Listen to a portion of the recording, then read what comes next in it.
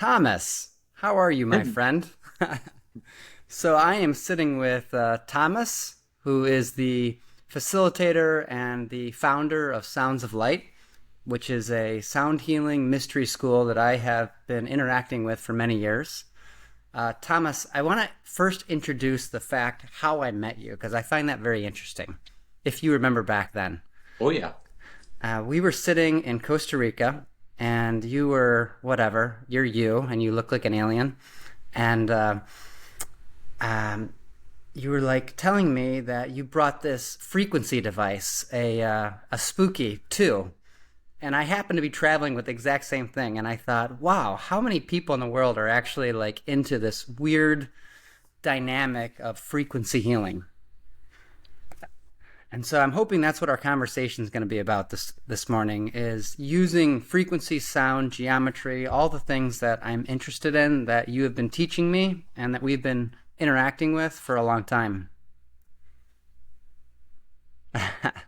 Super excited to be here, Tim, and I'm so looking forward to diving deep into this topic.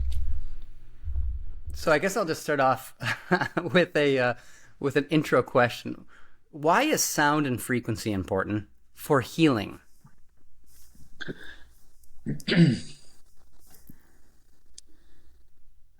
I When I started working with sound and these different practices, I noticed something like a revelation.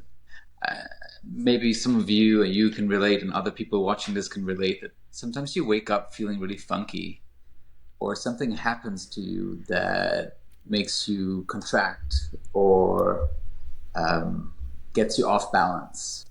And I discovered through both chanting mantras and playing music and being in spaces where we would intentionally use sound to harmonize that that I would feel better. Like there will be like an emotional, physical impact of using sound to harmonize myself. And it was such a big discovery because like we have this intimate connection with our own voice, yet most of us stumble across this technology that's built into our body that we can just use um, and snap out of whatever funk we're in, whatever brain fog we have, or whatever emotional charge that's running through our nervous system, that we can regulate ourselves. We can come into a relaxed, grounded place um, and move some energy. And so for me, the first foundational layer is like that sound becomes this um, something part of our tool belt that's built into our physiology, our energetics that we can pull out, just like a Swiss Army knife. And whatever's up for us, we can use sound to come back into a zero point, into a balanced place. Yeah. Um, I think that's the most important thing because we are way off a tangent right now in the collective. Like we're working too much, we're stressed too much, there's too much chaos, too much fear running through our nervous systems. We're not in balance, we're not coherent. And sound helps us come back to center, come back to what's normal. And when I discovered it, I was so off my own normal that it felt like I rediscovered, oh, this is how I feel like. This is what I sound like. This is my foundational tone of peace. Yeah. And and I think I wish for everyone to discover that we are born with this tool, like a Yeah. button we can press. And there I am. No, I think that what you're saying is something that resonates with everyone. Anyone who's in the healing field of any kind recognizes that people are sick and that we're in a contracted state. And one of the things I was laughing when you were talking was I do think that most people really just want to feel better or slash get high. They just want to feel Yeah. better. And if you can find a natural way to get high and to feel better and to bring yourself back into a state of feeling normal, um, yeah, we're all in. And there's not many good options right now. I just want to like reference how I ended up your sound healing because it might give some backstory. So maybe people know or don't know, I'm a chiropractor, but I also do a lot with cranial work, with breath, and I specialize in helping people's basically their hydraulic systems, their body's function, which is the movement of information, fluids, everything. And years ago, I noticed that all of a sudden most of my patients couldn't breathe, and the Mm. skulls had twisted in a very observable way, because not only did I observe from a visual standpoint, but even measured people's faces against like pi ratios, and then measured people's ability to breathe. And always we were able to bring it back into harmony for many years of my career. And then all of a sudden, I was not able to do that. And I directly correlated it with the amount of cell phone usage and frequency Mm. pollution that we were being exposed to. Yeah. And so when I came to your training, I was interested in like I knew that frequency pollution had to be a big part of the cause of this twisting of the skull, temple, inability to breathe. And so that frequency medicine had to be part of the solution. And one of the quotes, I don't remember, actually, you had a couple of quotes on your website, like the future of sound and health is the future of healthcare is sound. What was that quote you had on your website? It's that Edgar Casey quote, "The future of medicine is sound," um, and also Nicholas Tesla talked about if you want to understand the universe, think in terms of Yeah, frequency and vibration. the secrets of the universe, if you understand that. Yeah, And then there's the Goethe one. Architecture is frozen music, and yeah, I was thinking of the architecture of the face, and so you were my gateway drug into this whole category. And I feel like you're doing it differently. Like there's a lot of sound healers out there who are just like creating a relaxing experience, and there's a lot of people who are doing work with sound and frequency medicine. But I feel like you're doing it in such an intentional and ceremonial way that's not just about physical healing, it's about accessing another realm of consciousness. Would you talk about that, and how what that means to you and how you're doing that? yeah. Big question. It's a big question. So we have many different layers that we can perceive reality through. We have our physical body, and then we have energy field around us, and that's all out there now. You can look all of that up. We emit light, and I believe our energy fields gets distorted and impacted by our environment. So I think it's really, really important that we learn how to navigate our physical and our energetic temple, um, and to really master that. It's an art, not just for ourselves, but if you also want to lead and help other people in, doing a household cleaning of your physical and your energetic temple. Um, we need to go to a specific intentional space and practice, like Jedi training. And our school is very much connected to an ancient practice of going into a container. We call it a mystery school, and it was the same as the mystery schools of ancient times, where we would disconnect from our everyday life and devote time and space to discovering and exploring the power of different modalities. And in this case, it's the modality of sound. Um, how can I use sound to shift the energy field around me so that it impacts my physical temple in a positive way? How can I, when someone is in a physical or an emotional distress state, shift the energy field around them so that they have a chance to correct and adjust their state of being? And um, that's why we enter this work as entering a temple. It's a sound temple. We call it a sound temple training because we are training how to be in service of this art of sound in this specific type of container. And it reminds me a little bit of like You know the feeling when we go into a pristine forest? There's a deep sense of peace and harmony. And if we are there long enough, we attune to the vibration of that quality of peace, and we feel better. Now, how to hold the frequency of forest in the city or in your life? That's an art that we can train through ceremony and ritual, where we learn to harness when we combine our own sound through our voice or through an instrument with intention, that we can start shifting the energies around people into something that's more harmonious. And it becomes a little bit like, if I can hold the frequency of the peace and the quiet of forest in the middle of the chaos, I have a chance to be myself amongst, the madness of our world today.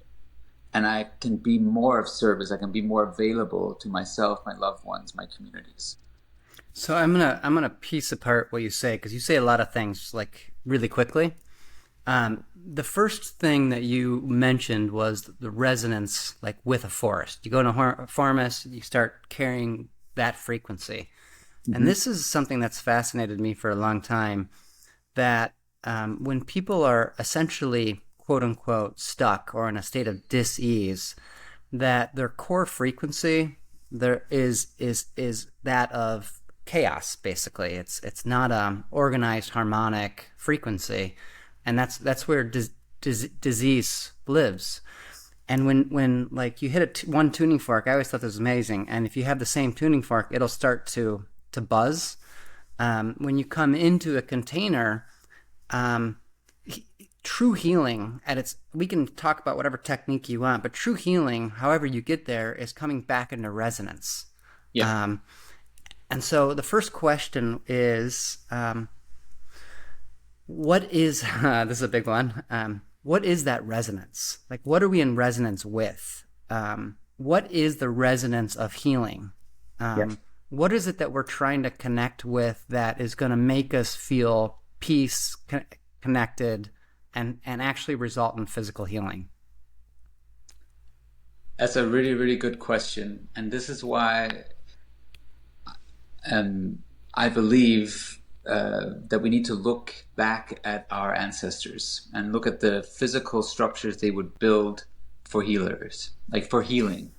The kind of temples they would build had, as you said, architecture is um, frozen Frozen music. yeah. It's a specific harmonic. And when we take people to Egypt, for example, and take them into temples, what happens in the body, there's a physical adjustment in our energy and in our physical body as we enter these spaces. Because they are holding a specific frequency, and we are entrained by the presence of this frequency, just as when we enter the forest. So we can't always just like drop by the temple in Egypt when we're not feeling bad, but that's what we used to go. We didn't used to go to just the medical doctor. We would go to ceremony and ritual and be held by a group of people who would hold a specific field for us. When we open up the frequency of a temple in our space, in our container, um,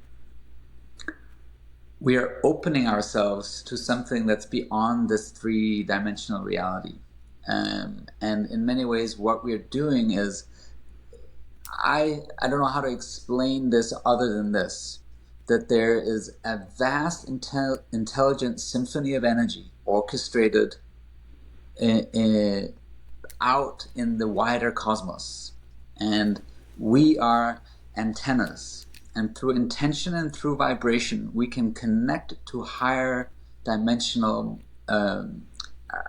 more organized, harmonic frequencies, and we can embed them into this reality.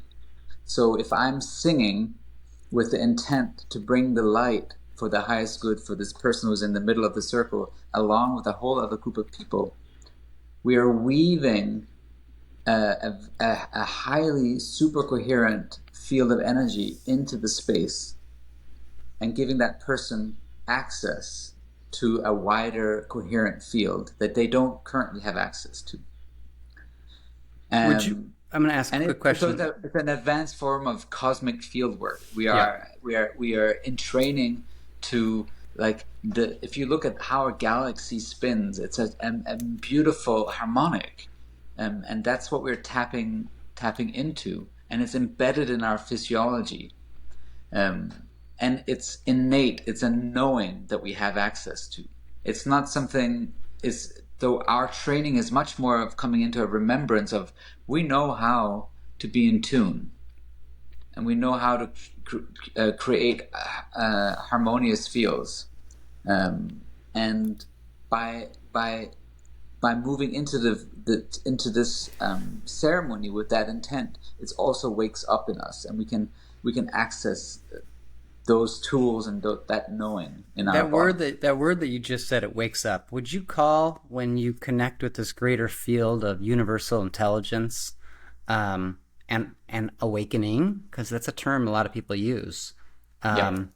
a physical or spiritual awakening, connecting to something else? Yeah, it for me, uh, working, having a spiritual approach to sound. Like, you can have a very physical approach to sound and just have a musical theoretical approach to sound, and you can look at that sound holds keys for a much grander universe than the physical 3D reality. What And really? Oh, go ahead, and we just please. want to say that part of what happens when we step into um, that river of remembrance of that we've been doing this for thousands of years, is that we start something starts coming back online, that we remember that throughout time we've come together and gathered in physical structures we call temples to pray. And when we surrender ourselves through a devotional heart-centered energy with sound, something flows through us that we're tapping into in the wider multidimensional sphere of what we're also part of. And that is an interesting experience when we tap into that, because it's like you can take a flute and play it, and it has a sound. But if you're connecting your channel to this wider cosmic um, ecosystem, and you then play this flute, now this flute is a vessel for energy to flow through into the space, and you can start channeling these super coherent energies and give people access to all sorts of information, but also relaxation and openings. Yeah. No, I think that, the lens that I have looked at all of this through is the physical body. Whatever is the same outward is the same inward. The Yeah, spin of a electron around the nucleus is the same as that, spinning of that planet that you just mentioned around the sun. yeah, And whether it's outward or inward, it's, almost it's 99.99999%, just empty space and frequency, as like Joe Dispenza talks about.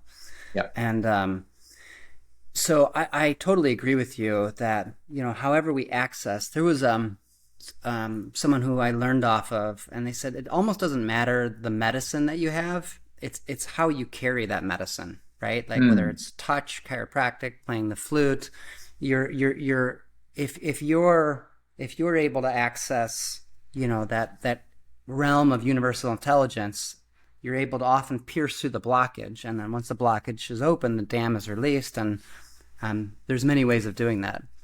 I'd like to talk specifically about, I have been using frequency now, and looking at the human body, especially the human face and the human skull, as frozen frequency, right? And it's not right, frozen; it's dynamic and it's moving. And one of the well, we started playing around with techniques almost immediately because, obviously I do physical manipulation and I balance the body in my own ways. And we started playing together where you would create a harmonic field and we would create a harmonic field of people making, whether it's chanting or singing and yeah, music. And then we started doing manipulation, and physical touch. Yep. Um, and would you talk about how so the reason that I keep coming back and that we're still friends is because I also like to get high. No, but also like I feel like I'm on like the quest of the Holy Grail where I am trying to um, figure out better and better medicines for opening people up because the twist that I mentioned, when all this frequency pollution or people's faces twisted, like I literally felt like I was witnessing a zombie apocalypse, Hmm. like end of the world type of stuff. And if we don't come to a collective expansion of consciousness, a collective awakening, that we're really fucked, man. Hmm. Um, Hmm. and so, like, from a personal level of treating people, yes, I want to be more and more effective. But from a collective level, I think we need to rediscover this technology if we're going to actually save the world. Yeah. And I'd love to hear what your thoughts are about the ceremonies that we perform together, and Yeah. just your observation of doing the work together. And then I want to layer one more thing on that, and then doing that work inside actual temples, Yeah. and how these things alchemize into true magic. Yeah. Well, I love playing with you too, Tim, because what I am in resonance with is uh, through play and meeting you, we are allowing ourselves to remember the ancient art of temple, the ancient art of coming together and offering our talents for the highest good, for healing, for helping. Um, and it's an art form that had its roots in the temple cultures of our ancestors. We've just been in Egypt I was in Egypt for 2 months in the fall, leading a group there. And um, when you go into those temples, you understand that they were built specifically to create an electric atmosphere, a field of coherent energy, and in that energy, we could make healing much more effortless. Um, because there's a coherent energy field, and when we are discoherent and we come into a very very super coherent field, what happens is we entrain into the coherent field, and so we become more like the field itself and less of the small field that we are bound by. So when we have been playing in our training, what I have felt we've been called to do uh, is emulate or recreate that type of super coherent energy field around a person's body. Um, and it comes from a very strong remembrance and knowing that matter follows energy, meaning that our physical body can be stuck and contorted, but if we come into if we really look at it, it's the energy field around that person that's allowing that contortion to be there. That's why you've had that experience of you open people, and then they instantly go back into the contortion because we're not working on the energy field around them. And so my most powerful experience with you in ceremony has been when we have held a coherent field of energy through sound around a person who had a very serious issue with her back, a twisted spine from a childhood injury. And I know you remember this moment where we just held that space for her, and we would sing into her body and hold this frequency around her, and her spine start twisting, untwisting, unwinding, and she had a massive release. But you didn't touch her. None of us did. We simply manipulated the energy field around it that was holding this contorted uh, spine in place. And once we released that energy field and tuned it and harmonized it, the body could then unwind into homeostasis, into a normal, balanced, natural state. And I feel that we're discovering that as a technology, the technology of um, manipulating energy fields, creating energy fields that are super coherent, that are embedded with a very strong harmonic that can impact any body that comes into it that's out of tune to then be entrained into harmony. Um, and that's the kind of uh, remembrance that I've been in with you for these years, is that we've I feel like I feel like we were standing in ceremony and remembering, oh, we've been doing this for thousands of years. I remember like this feeling of a long line of ancestors behind me, and saying, thank you for doing this work again, and allowing this medicine to be rebirthed through your unique genius of being a chiropractor that has your unique path, and through my sort of soulful way of working with sound. But that's what's come out of it. Is actually a new, uh, yeah, like a new medicine. Um, but it's not reinventing anything. It's just a deep, deep remembrance. Yeah. And also, I know we come from this, as I said, from different lenses. I agree with you that energy can change matter, but also the shape of the instrument matters a lot. And so it's going both ways. And what I have found is, yes, there is the case, like in Joe Dispenza's work and like what we witnessed there, that it happens. But I find when I layer these things together that Totally. I get way more consistent healings. Yeah. Um, and so, like, when I can do manipulation in a resonant field, like actually changing the shape of the matter with resonance, with people, or I've actually been experimenting, Thomas, with going. I've been traveling the world for the last few years, and going to these megalithic ancient spots, like in Peru and the temples of the Mayans, and even some of the ley lines like Mount Shasta. And I find that when I'm in nature, in a high energy place, surrounded by sacred geometry with a resonant field, doing manipulation, then it's not like for me, it's not like the surprising miracle. Like, I'm actually feel like it's becoming the common practice that, like, Hmm. people get up. And I just did a retreat, and so many people who, like, yes, they have physical healings, like their knee pain goes away, but more often, like, all of a sudden a joy of living comes back that they didn't even realize that they had lost. Yeah. And yeah, so I believe that, actually, I want to tell a quick story, and then we can go a little deeper into this. You're a little bit more. I was a little bit more on the medical side, and you're a little bit more on the hippie side. Let's just agree Hmm. with that. And so Yeah. when I showed up at your training, and like you, put on a sound healing, and you said there's a Arcturian ship floating right above our heads, and we're going to a higher layer of consciousness, and then you sang through a crystal in my chest. Um, I thought, well, this is a little weird.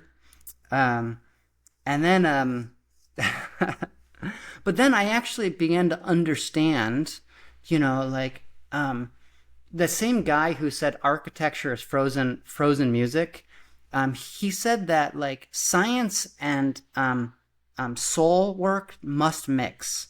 And Hmm. if you can't mix those two things, then you can't understand the true nature of God. And I feel like that we are accessing something that is actually, like, truly, like, very scientific, like understanding specific frequencies, resonant fields, like the geometry within the body. And I do believe that this is forming into um, truly like the like a Hippocrates Pythagorean, like, level institute that needs to be reformed so that there can be, like, real training around these things. Um, and when I first showed up at your training, like, I was expecting, like, real training in, like, harmonics and frequency, and it was much more about um, connecting with that greater field of universal intelligence. And at first, I thought, crap, I really wanted to understand the science. Hmm. And since that time, I have been studying the science, more of all these things. And I think it's really incredible. And so I'm going to actually take this to the next thing. You're leading a group to Egypt in November and last Mhm. week of November.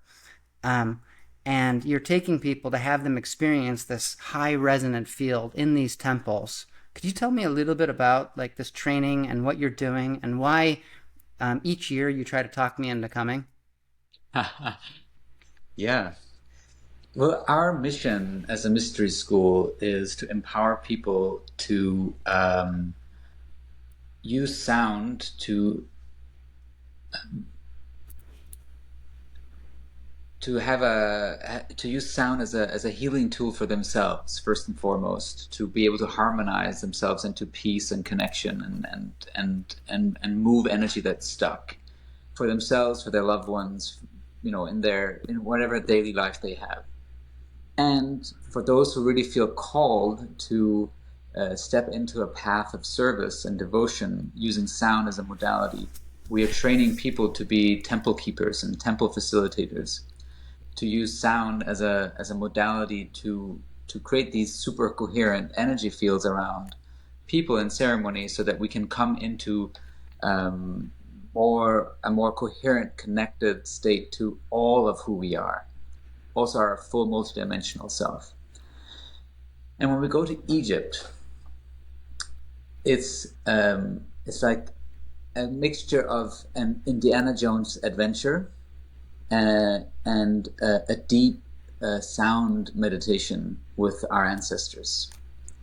We're literally going to the temples that were constructed specifically to resonate certain frequencies and hold certain harmonic fields through their architecture. But more than that, they were built for us to sing in them. And that it's like when we sing in some of these temples, it's like we turn on the key to the engine of the temple, and the temple comes alive and starts transmitting frequencies that aren't being transmitted when we're not singing in them. It's like we sing a song in the temple, and the temple sings back songs to us that it's been waiting to sing since the last time someone sang in that temple, which is a long time ago. So we go there to resurrect the ancient art of sound healing in this type of temple. And so when we go into these temples and open our voices together and harmonize, um, we are met with a symphony of sound and harmonies that recalibrate, our bodies, our energy field, our connection to source so swiftly that it's often this feeling of I come into the temple as one person, I leave as another, or I leave more as myself leaving the temple. And I think that's what the temples in general are for, and what I want to support people to become, temple keepers of, is this technology that through our voice with others, we can create a harmony that brings us into resonance with our true self, into resonance with like the bigger self that we embody, the soulful self, our multidimensional self. And going to Egypt is like a amplified, accelerated journey to initiate that awakening, that remembrance of this technology. So we take So people I'm going to ask a qualifying question real quick. So yeah, it's really two parts. It's first to help people really heal, to be exposed to this frequency, but then secondly, there's an aspect to this that if people want to become a healer or do this work, that there is some training around that.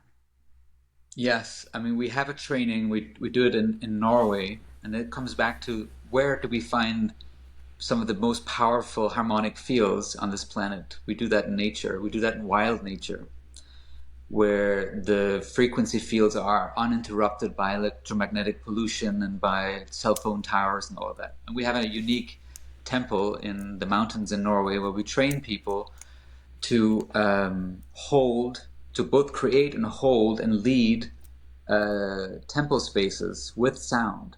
We call them sound temples. And it's an embodiment of using our voice to co-create these harmonic fields. And not And just the then voice, not just the voice, we use tuning many. fork, we use, there's a gong here, other instruments to create this harmonic field that we can sit in, and with intention and amplified emotion, we can move energy with that field around us. Just as you experience when you have a harmonic field around you and you do the manipulations on your clients, Yeah. it's like much easier because there's less resistance. Oh yeah, it's added such a powerful layer to the treatments I do using sound. Like I can't over stress how important it is. Even as something as simple as when I'm working on someone, I just ask them to just make any noise that comes out, right?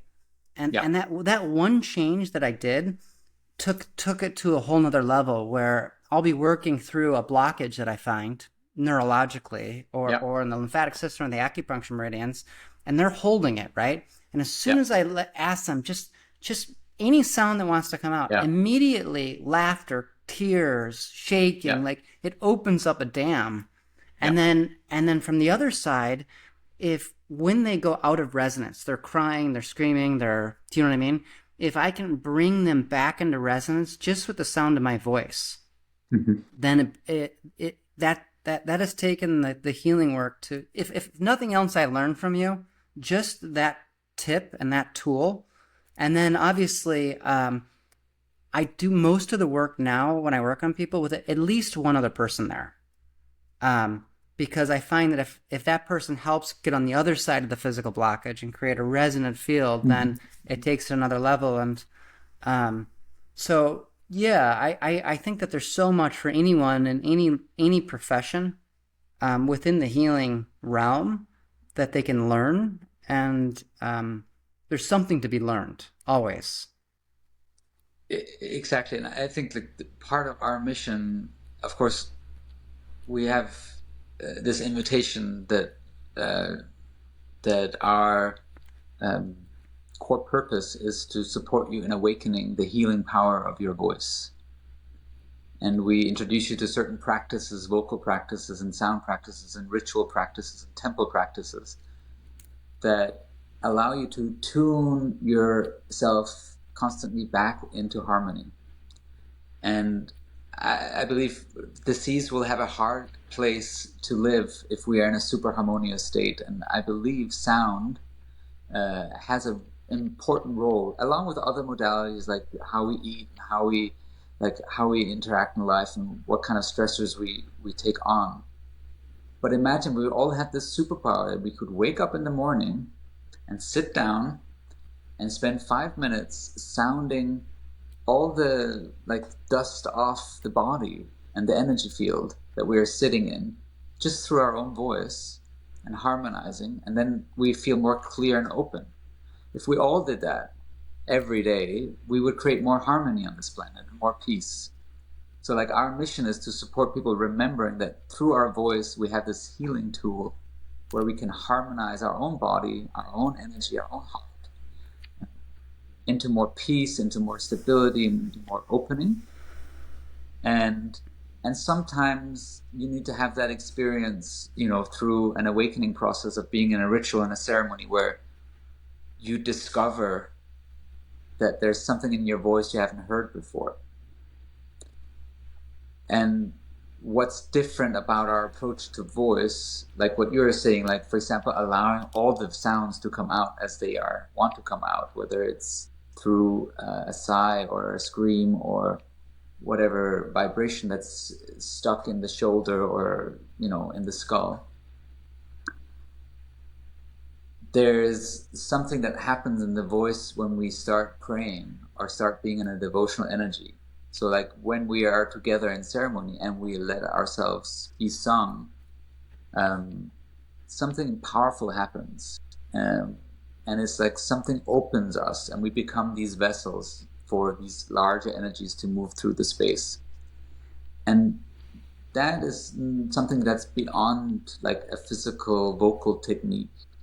And when we take our groups to Egypt, it's like it's like walking through these doorways of deep remembrance, because it is like I have been here before. I have been in ceremony many times. I've sung this song many times. And some of the songs we sing are just very simple. We're just eyeing. We're just creating harmony with the space, and then the space sings us back. And afterwards is like I feel lighter, I feel more energized, I feel more clear, I feel more grounded, more energized, more myself.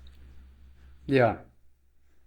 Question: who is this? And I know you're going to say it's for everyone, but I want actually want you to like dial it in. Who is this for? Like obviously, I think the sound, the field of understanding frequency and sound and harmonizing their voices for everyone and every layer of society. But I know specifically you're promoting this retreat in Egypt. First of all, how many days is it? Where do you go? And truly, like I said to you the other day, the worst thing that can happen is the wrong person shows up. And Yeah. so I would love for you to say who the right person is. So it's like we we have a specific frequency as an offering as a school, and it's not everyone who's attracted to it.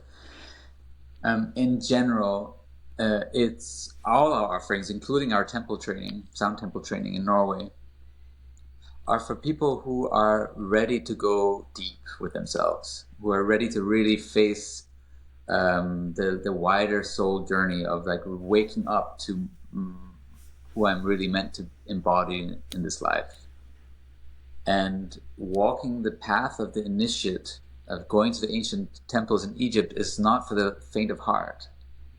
It's not like, oh, I'm just going to go on a little trip to Egypt and, oh, yeah, I'm going to go sing in the temples. No, it's only if you really feel called to really meet this bigger soul journey that you're on, um, and really step into a place of opening yourself to more of who you're meant to embody in this life. So, what sets us apart from a normal sound healing school is that uh, we have that as a mission as well. Like through our practices, through our temples, you get to wake up to yourself. You get up to wake up to your multidimensional self. And so anyone can join us in Egypt who feels ready and called to do that kind of deeper work. It's not something that you come and you witness it from the side and look at it. No, you're in it. Um, a pilgrimage is a journey of also maturity, that you get to face yourself, and it's not comfortable all the time. Um, and we're holding a space together, so it's not a retreat where you're like taken care of all the time. You have to show up and be in the frequency of devotion together with other people. Um, and in that sense, it's a very deep journey of empowerment, of like really stepping into like what can I actually hold for others in this life. And of course, specifically those who feel called to work with sound, um, and feel called to work with sound um, beyond like doing small relaxing sound baths, but actually doing the deeper healing work and offering temple spaces where people um, can come into deeper resonance and deeper healing and deeper wholeness. And that requires a little bit of, you've been down the rabbit hole for a while. It's not for the beginner, and nor is our temple training. There are other sound healing schools out there that teach all the the, the basics, and there's a level of maturity that's required to face yourself this deeply. Um, how many people go on this training? How many people Yeah, are in the so group? yeah, so the way it works is that we have our training, our sound temple training that trains facilitators to lead temples in Norway, and a bunch of them who takes that training, they go with us to Egypt and to take that initiation. It's like you get to learn these techniques and tools, and then you go and get to practice them in The the temples. actual physical temples in Egypt. So that's an arc for those who are like looking for the full Monty. Mm-hmm. That's an invitation. Um, in the training, we're normally around 15 to 20 people, and in the pilgrimage, we can be normally we're a little bit more, um, a bigger group field. And like this fall, we were in total with the facilitator team and our Egyptian partner, we were 33 people. And that Mm-hmm. sounds like a lot, but because we were every day harmonizing together and singing and sounding and doing not just in the temples, but also together, keeping ourselves in this frequency of love and frequency of devotion, frequency of service, it was the most effortless journey of a big group that I've ever been part of. Um, and, we travel through the different temples in Egypt, but and do the rituals in private audience with the temples. We rent the temples to go in there, so we're just there alone with them because otherwise it's impossible to get to do what we do. The type of ceremonies and rituals are just not possible without renting the temples privately. Yeah. Um, Yeah, the I was looking up quotes, and like the quote that I had just written down, like the temple's not where God lives, but it's where we go to remember that we are divine. I And love that. and yeah, like as long as we are locked within our bodies and our consciousness, um, we're very alone and we're very sick. And Yeah. until we can connect, like I look at the word consciousness is often overused, but I look at consciousness as how big our energy field is and how well we can connect with the world around us and how much of it can we put out and put in. It's like how much flow of information is going back and forth. And I do believe that this work and going to these places increases our ability to connect with life. And with that ability to connect with life, the realization that, we are part of this entire thing, that we're part of the cosmos, and we're part of, I'm so interested in this whole Egypt technology and how like it connects with Orion. And I was reading how Orion is like the god connected with Osiris, which is the resurrection. And I just want to make a reference to that today. Today is Passover, right? Hmm. Today is the day that we're recording this on Passover, that the Israelites left Egypt, right? And today is also Palm Sunday. This is the day that the Last Supper happened, which was the death and rebirth. And today is the pink full moon, which is known as the full moon of death and rebirth. So we're having this conversation on a very powerful portal. And Hmm. I've been fasting, um, and I realized that as I like whatever, I can fall into rhythm with the cosmos and the cycles and the religious holidays. The more I do that, the more I become conscious, the more I interact with Hmm. life as a whole. And, Hmm. and I believe that the work that you're doing and that I'm doing, and that most powerfully we're doing together, of opening the body to life, the more alive we become. And whatever it is that you're charging, I give my full endorsement. I think that although you should give me a good deal, I'm still saying that. I I Well, think I think I think it's worth it, and I give a full endorsement of your work and this technology that you're thank you. doing. I wanna share, like, it really deeply resonates when you say we don't go to temples to meet God, but to remember our own divinity or something like this. And it's at the core of both the work we do in Norway, but of course in Egypt in particular. And this says something about how this journey feels and looks like if you were to join it. You don't come, it's not a traditional master student training. where I hold all the answers and I, hold them close to my body. And when you're ready, I give you another piece of the puzzle.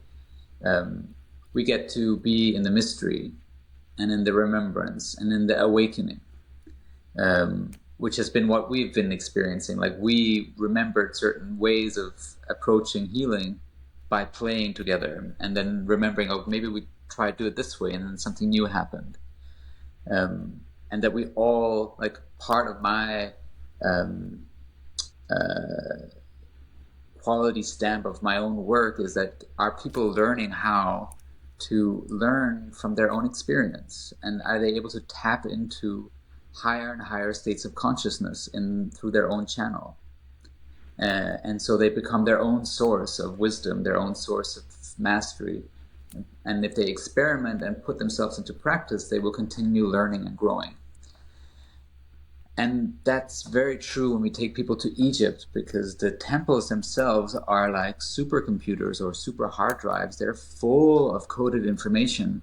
And when we start interacting with them, they start downloading this information, not into our, USB keys, but into our field, into our body. And so one of the things that I've noticed when I take people to Egypt, when they come out again and go back into their life and they share their sound and they do their singing practices and they work with their clients, suddenly there's a part of the temple and part of the technology of healing from sound that has entered their field and their voice, and now they have access to something more than before. So there is like, that's also what we're interacting with. It's when you're saying that this journey is about awakening higher and higher states of consciousness and embodying it. Going on a pilgrimage like that to Egypt helps us access this deep, deep ancient technology that's embedded and left by our ancestors in the temples. And it's a rare event to have the privilege to basically go and be an audience of a very, very advanced civilization that was here before us, that built these temples as testimonials of what we can accomplish. And maybe that can also bring us back to this point of like, you are really interested in science and I'm more like the hippie Gaia like approach to sound. But I believe that the biggest scientific breakthroughs are yet to come, and they're going to come through our these monuments that our ancestors left behind, and it's going to come through the ones who built them and the civilizations who built them, who will start, who have been visiting us and will continue visiting us. So when I say that I sometimes channel these other worldly energies and work with extraterrestrials and other fields of consciousness, I think we haven't heard the whole story yet of how this life is like an intergalactic cliffhanger, and we think we're lost in the chaos, but there's a much bigger intelligence at play, and we have powerful friends who left big traces like pyramids that we don't understand how to build ourselves, as codes, as signposts to like remember something that is very, very powerful in our physiology, in our voice, in sound, in the healing modalities, and so on. Yep. No, I totally agree. I think it's part of the reason why I've been going around the world, like, and getting in waters, like bathing in Lourdes and going to these places, because I feel that I'm being, I don't want to call it upgraded. I want to call it almost like, I don't know. It is a programming for sure, and it's deep in the DNA, and not only from a metaphysical. Like I've noticed over the last years, my posture's straightened. Right. Mm-hmm. The you even said since I first started, the resonance of my voice has changed. Totally. Um, Yeah, your voice is entirely different than the first time I met you. yeah, Like I think your voice has dropped a solid octave, which is a lot. Like it's much deeper and anchored into deeper sounds and frequencies. yeah, and so I believe that a pilgrimage to these places is part of healing. And Hmm. so, yeah, man, I could go on and on about this topic forever. But let's start bringing it to completion. Yeah. I give me like a good like 2 minute completion, and then I'll say a 2 minute back, and I'll give you one more chance to respond. I'm not timing you because you do this to me in the trainings. I'll give you 3 minutes. Go.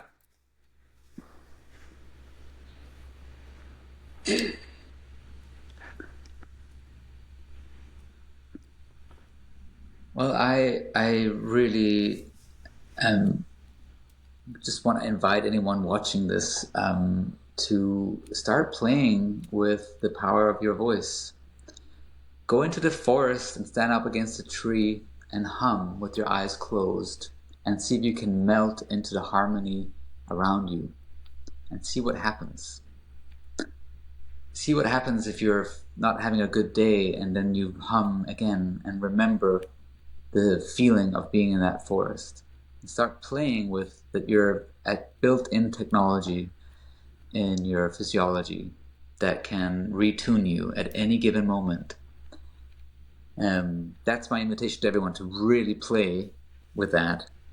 And of course, if you're really interested in going deep into the rabbit hole and learning how to harness the power of your voice for the benefit of other people's healings, of your own healing as well, and going on um, a wider soul journey to awaken superpowers, basically, and to be part of a tribe of people who believe that um, we can create peace through sound. We can heal through sound.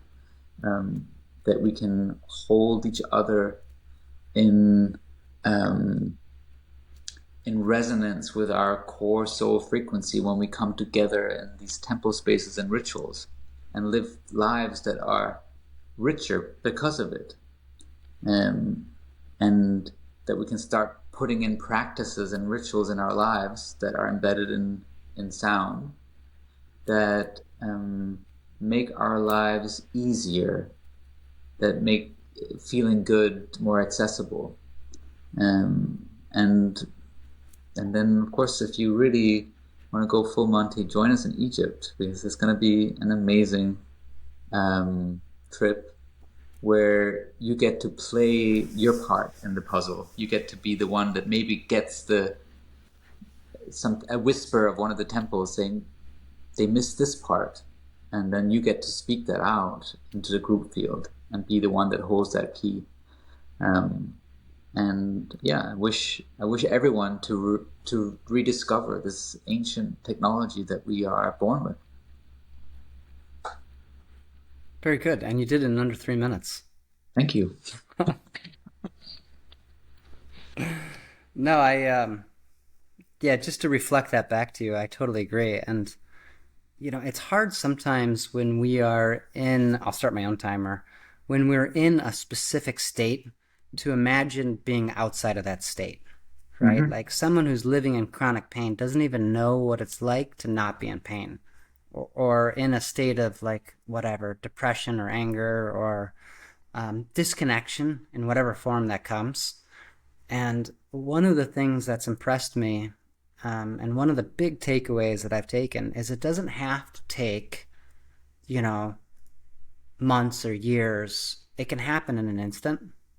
Um, and witnessing that instant, not just having it in my own instance, but witnessing it in other people, watching them going from a state of like disconnection to connection, watching the eyes come back into resonance and seeing light come out again.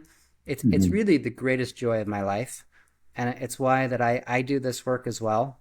Um, and why I think it's fun to continue to dig deeper and deeper into this and help witness and help facilitate healings. And I believe that as soon as we take away that which we are not, right, the programming that is keeping us in separation, instantly, as you said, we remember like what we are.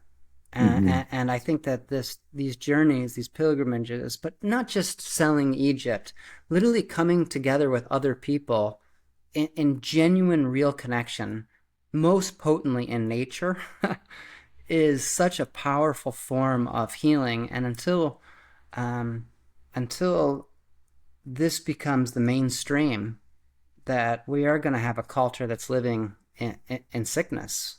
And Hmm. I do believe the paradigm is changing. And we're rewriting the new paradigm of what healing health is. And so, yeah, I'm very excited. And yeah, hopefully I get a whole nother layer of superpowers as well. Because, yeah, I'm into that. I just thank you, Tim. I just like when you were speaking, I was just reminded of something that was very profound, which you just shared, which is the concept of how light enters you, and suddenly you see light shining through people's eyes, um, through these healings, and um, it brings me to also just share like our mystery school is called Sounds of Light for a reason, is that sound is the bridge to bring in more light, and when we are sounding in ceremony, we are literally channeling more light into the space, and that light is a carrier vessel for all these different frequencies that can really, really tap into a like a deeply healing power. But also, just you feel better, you feel more alive, you feel more life force.